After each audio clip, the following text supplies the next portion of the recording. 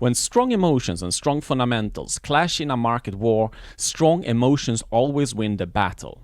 And given the emotionally irrational times we have now come to live in, we might very well be in for a euphoric run on the global markets, pushed to insanity by greed, hope and vanity. This of course is great in the short run, as we all stand to profit handsomely, and in this episode we will go through the technical reasons why such event could very well be in play. But before you get your hopes up, do remember that emotions might win the battles, but they will always lose the war.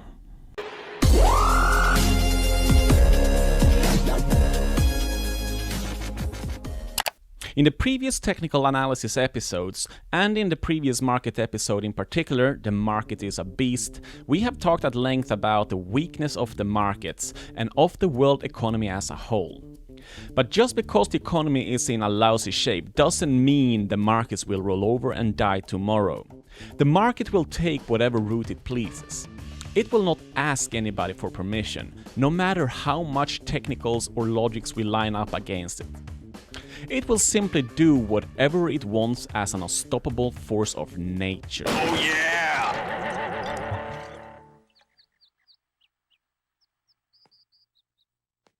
I'm gonna be brutally honest with you.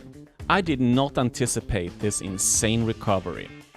But so too has it struck me that this recovery goes beyond any soundness and technicals. Hence, staying flexible as a technician is paramount, and we must always be ready to update our prognosis.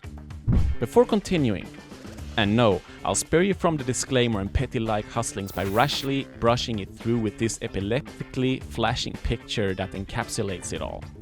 No, what I was about to say is that I'd like to recommend a couple of trading channels that I follow myself. I'll link to them both in the description below. The first one is a suggestion to any Swedish viewers out there, and the channel is called Framgångsjakten.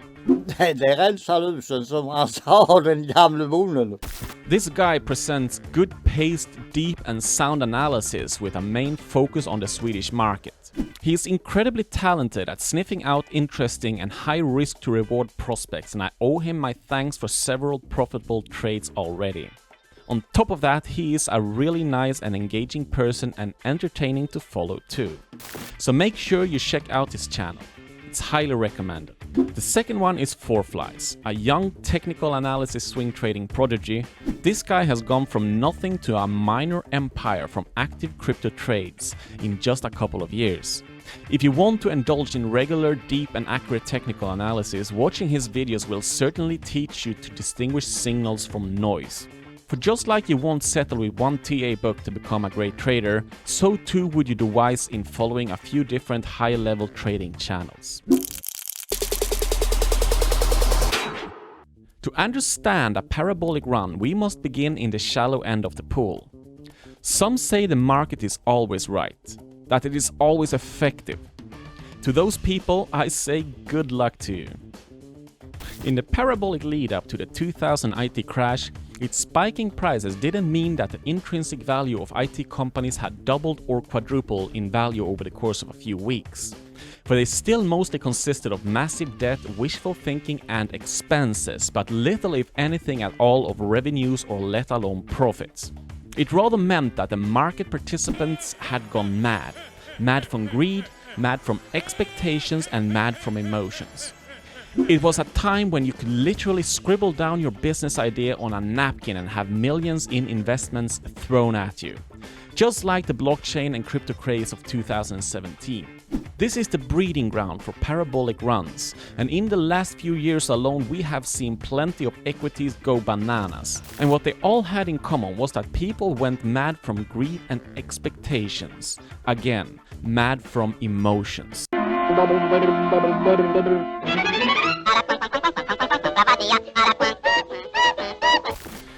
Now, take a good look at the world around you. Would you say that the world you see is psychologically stable at the moment?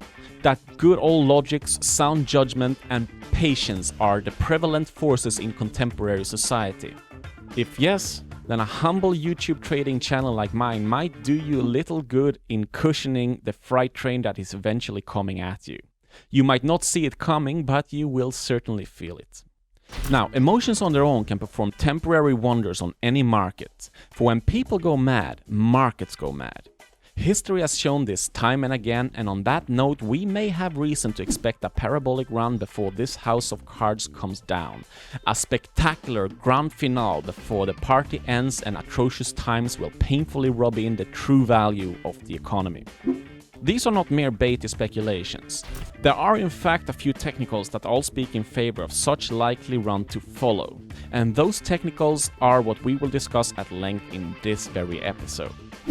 Apart from the US Nasdaq, most indices have behaved in an almost copy-paste fashion. We're talking about the German DAX, the Dow Jones, the Swedish OMXS30, the Japanese Nikkei, and the Norwegian OSCBX. Yeah, you name it, most of the big ones. And not only have they cut through all of the cluster resistances that I've talked at length about, but rather melted through them. And given the immense strength the global indices have shown since the corona bottom in March, it naturally follows to take a step back to reassess the situation. Two indices that stand out are the US Nasdaq and the Danish OMXC25, which are already trading at new all-time highs. The US Nasdaq makes sense as it mainly consists of tech companies, and where the FANGs in particular move the index. Given the temporary stimulus packages and that people have been at home much more lately, those companies have all been the natural big winners from the global corona lockdowns. For once all shops are closed, ordering your stuff from Amazon come in conveniently handy. And given that people have spent much more time at home lately, Facebook, Google and Netflix have all benefited from increased consumer time spent on their services. The Danish index, however, is the interesting one in this duo, as Denmark has struggled with lockdowns and financial blows as any other country. It is therefore extra interesting to see how they have already paved the way towards new all-time highs, showing the rest of the world that it can be done. For once you see it on one index, the odds are automatically improved for others to follow suit. For the sake of simplicity, we'll stick to the OMXS30 from now on rather than comparing the DAX, Dow Jones, Nikkei and so on. For as they pretty much shadow each other anyway, it would be rather confusing and abundant to compare them to each other. Now, history doesn't repeat itself, but it sure does rhyme. And some very interesting things that speak in favor of a parabolic run to come are these rhyming technicals. This first one is a generic overall technical indication that we are yet not ready to begin our markdown. John Templeton once said that markets are born on pessimism, grow on skepticism, mature on optimism, and die on euphoria. These are wise words, and you will in fact have a hard time finding many equities that have a long flat top without any significant spikes to the upside. If the market were to look like this, for example, it would be a completely different story. In such case, these sideways movements would likely confirm a distribution phase. Instead, we have rather had a 5.5-year long flat top.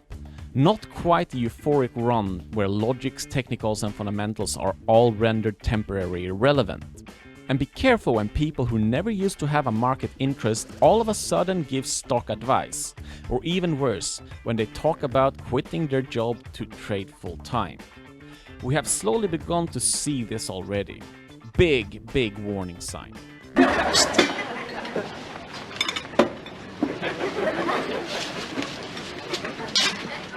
The Tramco Corporation out of Springfield, I think.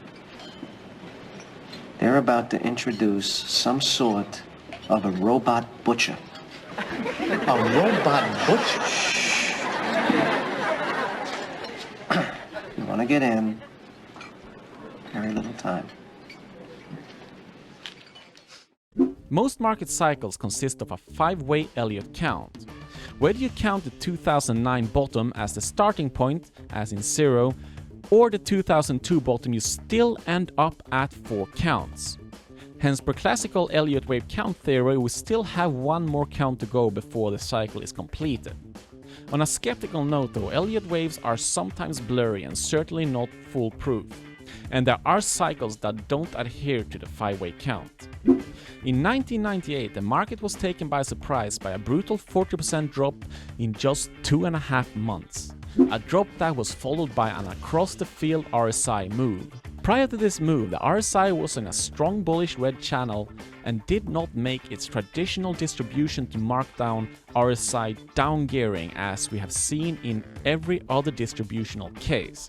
Compare the 1998 RSI behavior during its 40% plummet to the actual markdown in 2000, where this equivalent initial 40% drop resulted in a steady and gradual RSI decline.